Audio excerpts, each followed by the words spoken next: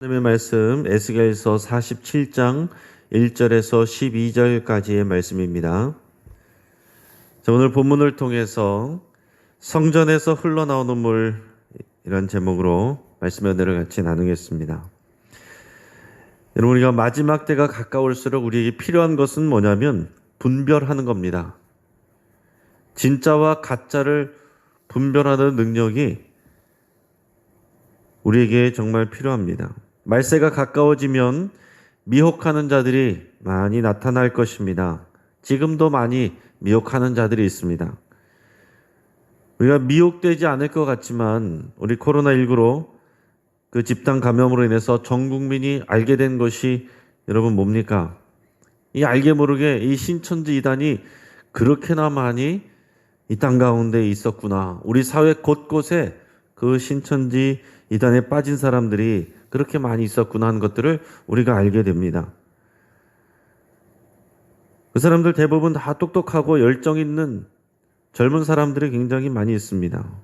그런 사람들이 오히려 많이 빠집니다. 이 각종 이단에 빠진 사람들이 사회에서 나름대로 저명한 직업과 사회적 위치를 가진 사람들이 꽤나 많이 있습니다.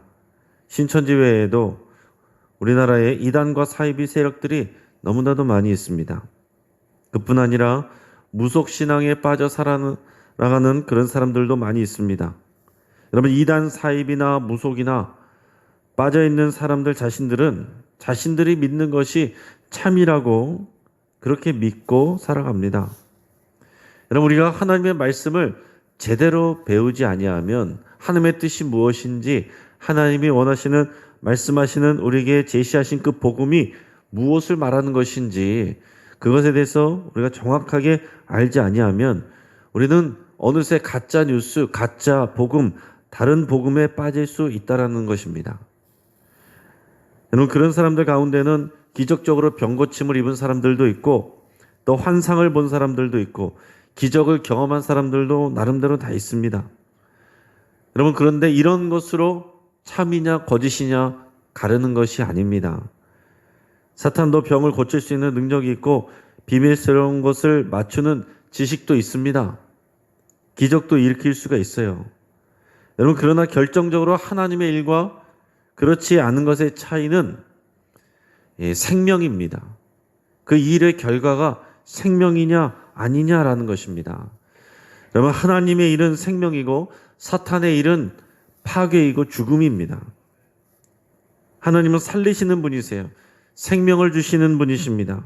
반대로 사탄은 파괴하고 파멸시킵니다. 그런데 우리가 외적으로는 그것이 반대로 보일 수도 있습니다. 오늘 이 말씀을 처음 듣게 되는 이 남유다가 바벨론에 망하고 성전이 파괴되어 있는 이런 상황, 그리고 반대로 바벨론 신을 믿는 자들, 이런 사람들은 많은 것들을 누리며 살고 있습니다. 지금 외적으로 볼 때는 바벨론에 살아가는 사람들, 자신의 신을, 그 바벨론 신을 믿고 있는 사람들이 잘 되고 있고, 전능하신 여호와 하나님을 믿는 사람들이 지금 멸망의 상황 가운데 있다라는 거예요.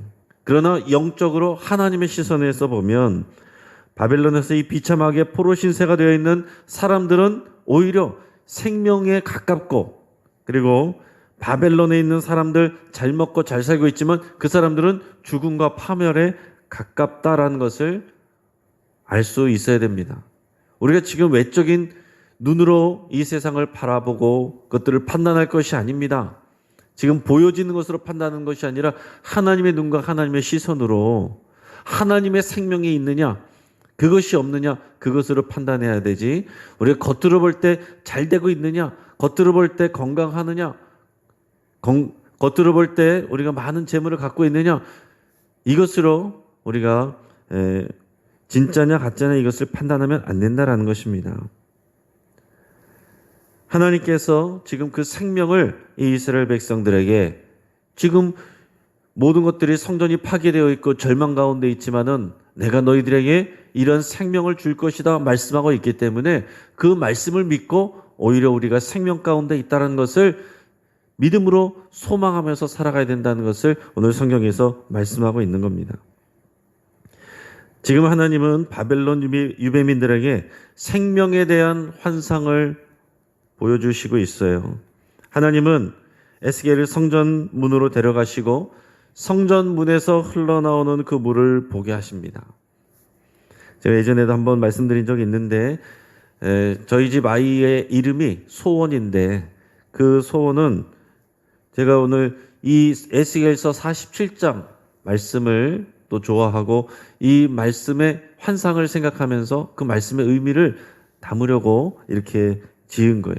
그래서 소생케 할 소자에 물근원 원자, 소생케 하는 물의 근원이 되라 라는 그런 마음으로 소원이라고 이름을 지었어요.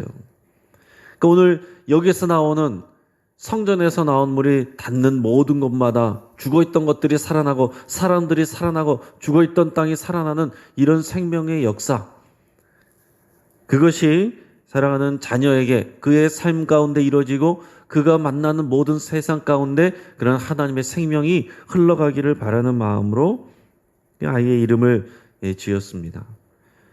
오늘 성경의 오늘 본문에는 그러한 말씀이 담겨 있습니다. 하나님은 하나님의 백성들을 통해서 그들을 풍성한 생명의 강에 잠기게 하시고 그들이 또한 생명의 강이 되어서 그들이 가는 곳마다 그렇게 살아나는 그런 축복의 통로가 되게 하실 것입니다. 오늘 성전에서 흐르는 이 물에 대해 오늘 하나님께서 보여주시는데, 하나님은 에스겔을 이 환상 가운데 예루살렘 성전 문으로 데려가서 보게 하십니다. 지금 그 몸은 어디에 있어요? 한참 멀리 떨어져 있는 이 바벨론 땅에 있습니다. 그런데 하나님은 그 에스겔을 예루살렘 성전에 있는 곳으로 데려가셔서 환상을 보게 하신다라는 겁니다.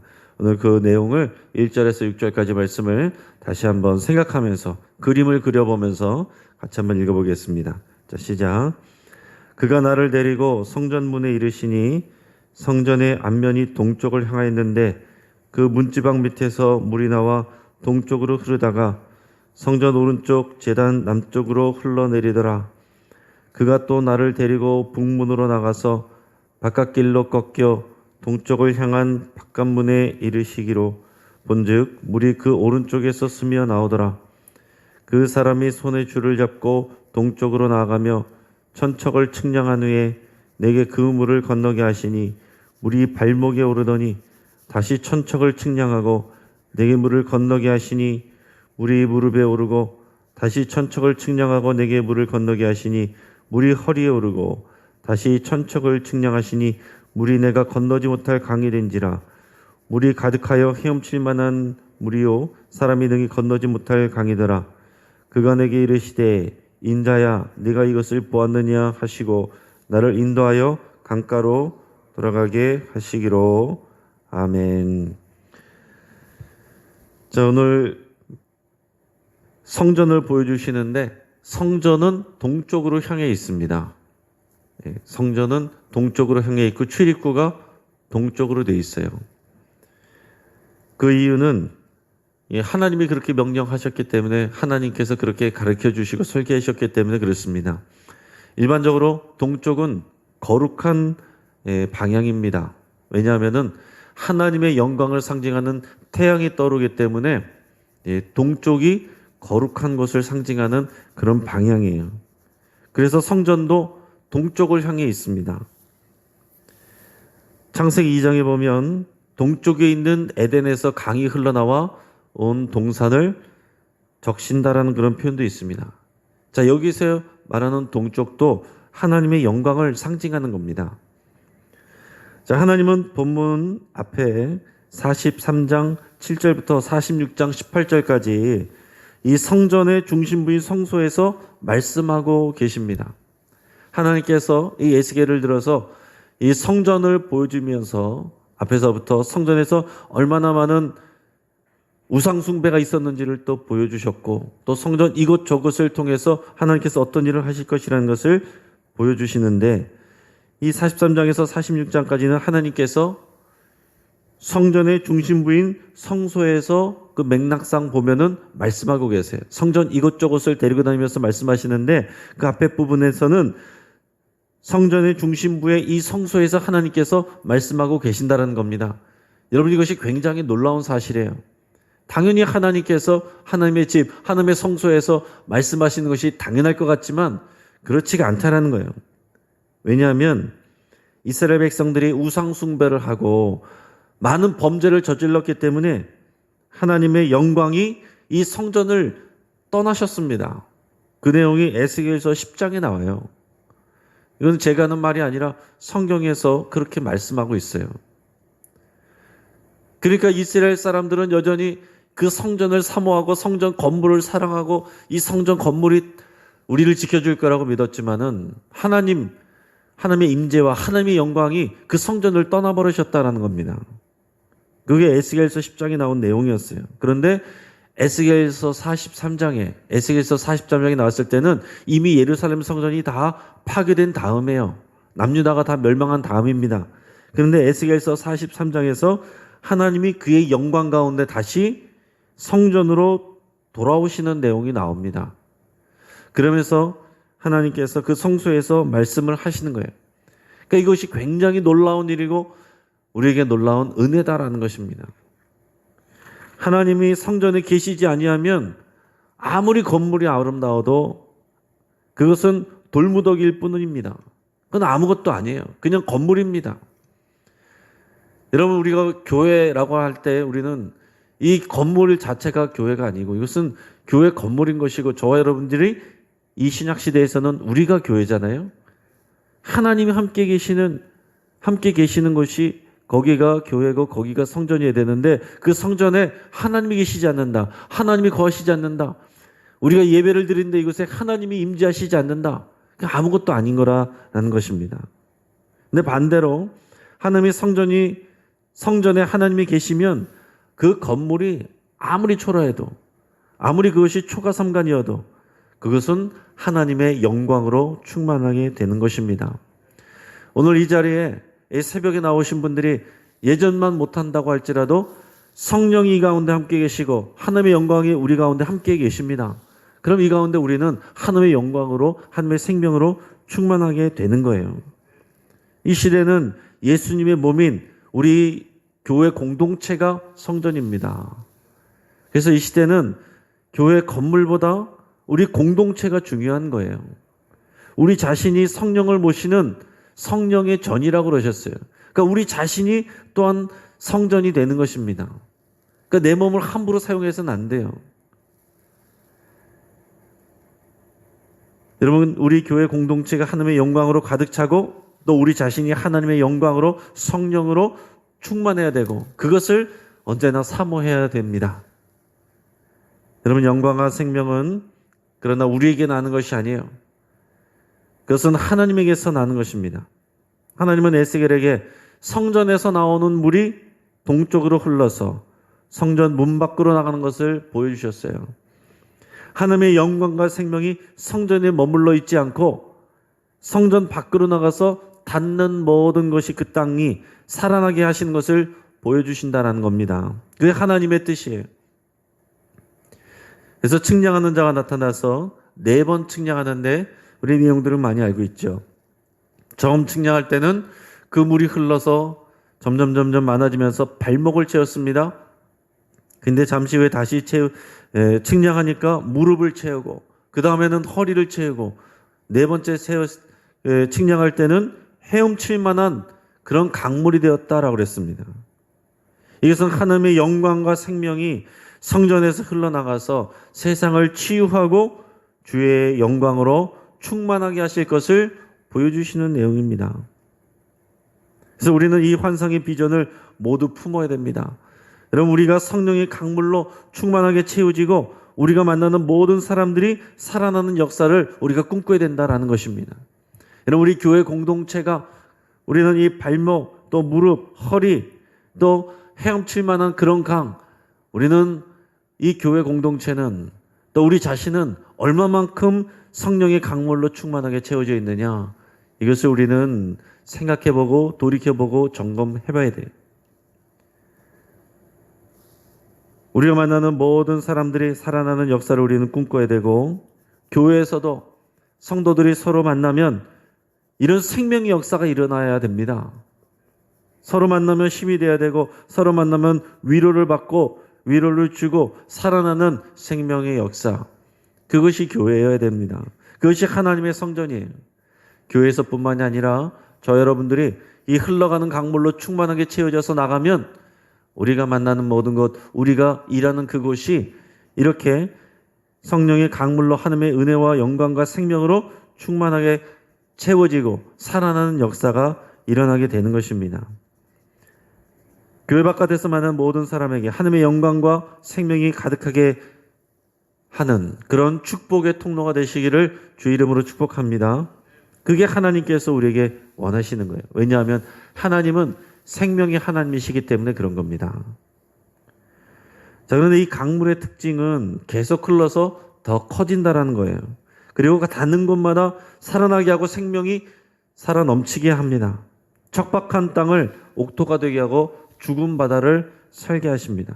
그래서 여러분, 이 환상의 내용을 읽으실 때, 또 이 환상의 내용을 또 우리가 설교로 들으실 때 그냥 단지 내가 잘 되고 내가 하는 사업이 잘 되고 이 정도의 그런 비전을 가지고 보면 안 되는 것입니다. 하나님의 비전이 무엇인지를 봐야 되는 거예요. 오늘 7절에서 12절까지 말씀을 우리가 같이 읽겠습니다. 내가 돌아가니 강 좌우편에 나무가 심이 많더라. 그가 내게 이르시되 이 물이 동쪽으로 향하여 흘러 아라바로 내려가서 바다에 이르리니 이 흘러내리는 물로 그 바다의 물이 되살아나리라.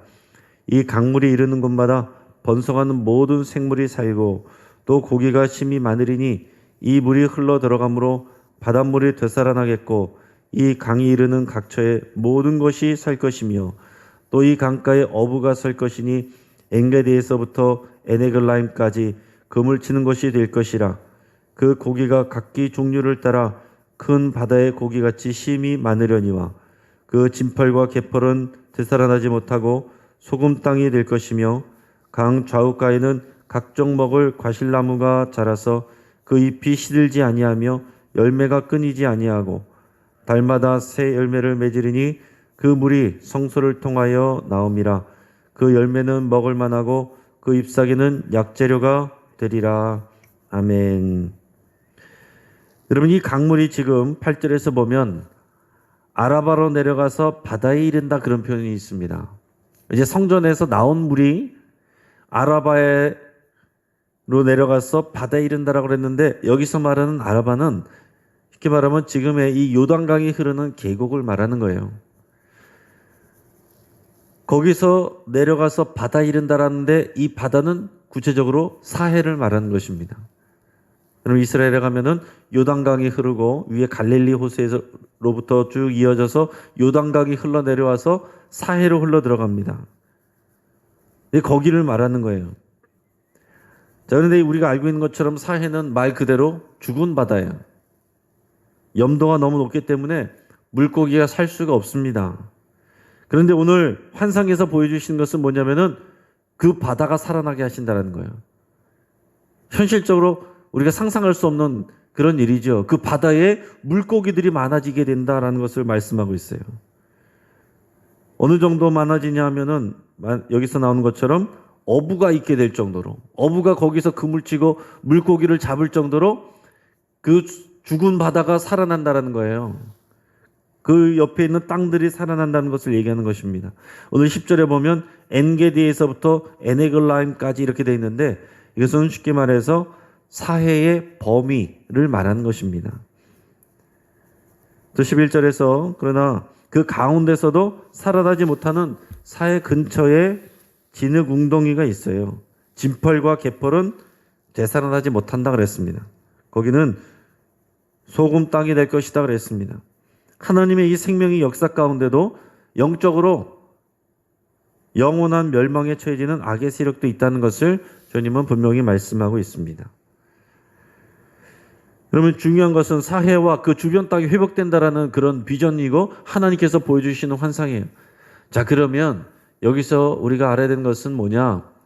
하나님께서 내게 기쁨과 생명을 채워주십시오. 우리의 교회 공동체를 채워주십시오. 여기서 끝나는 게 아니다라는 거예요. 성전 밖으로 이 물이 흘러가서 이 사방 땅을 살게 한다는 것입니다. 이 지금의 이 가나안 땅, 팔레스타인 땅, 하나님이 주신 이 땅, 여기서 환상 가운데는 원래 이 구약 그 앞에서 보면은 출애굽한 이스라엘 백성들이 그 지금의 요르단 지역, 그 요르단 지역, 요단강 오른쪽에 있는 요르단 지역에도 원래 약속하신 땅은 아니지만은 두 지파 반이 거기에 땅을 받아서 거기서 살았습니다. 근데 하나님께서 원래 약속하신 땅은 요단강하고 왼쪽에 지중해 사이에 그 땅이거든요. 그 지역이 지금의 이제 팔레스타인 땅입니다. 그 땅을 하나님께서 보여주시고 있고, 그 땅을 하나님께서 이렇게 지금 살게 하시는 이유는 뭐냐면, 하나님께서 이제 48장에 가면 그 땅을 이스라엘의 모든 지파들에게 처음에 그랬던 것처럼 나눠주십니다. 그 모든 지파를 소송케 하고 그 지파들에게 다시 땅을 나눠준다는 거예요. 공평하게 나눠주실 것인데, 근데 문제는 뭐냐면 그 땅을 여러분들이 지도를 보시거나 가보신 분들은 아시겠지만은 이 팔레스타인 땅이 북쪽으로 가면 갈수록 나무가 많고 이제 녹색으로 나옵니다. 그런데 예루살렘 지역은 중간중간 녹색이 있지만은 대부분이 이제 노란색이고 근처에 유대 광야가 있고 그렇습니다. 밑으로 내려가면은 네겝 지역이고 사막 지역이고 그래요. 자, 그러니까 이것을 하나님께서는 다 일괄적으로 잘라서 위에서부터 나눠주실 것인데, 그러면 어떤 지파는 좋은 옥토를 차지하게 되고 어떤 지파는 이런 광야와 척박한 땅에 간다라는 거예요.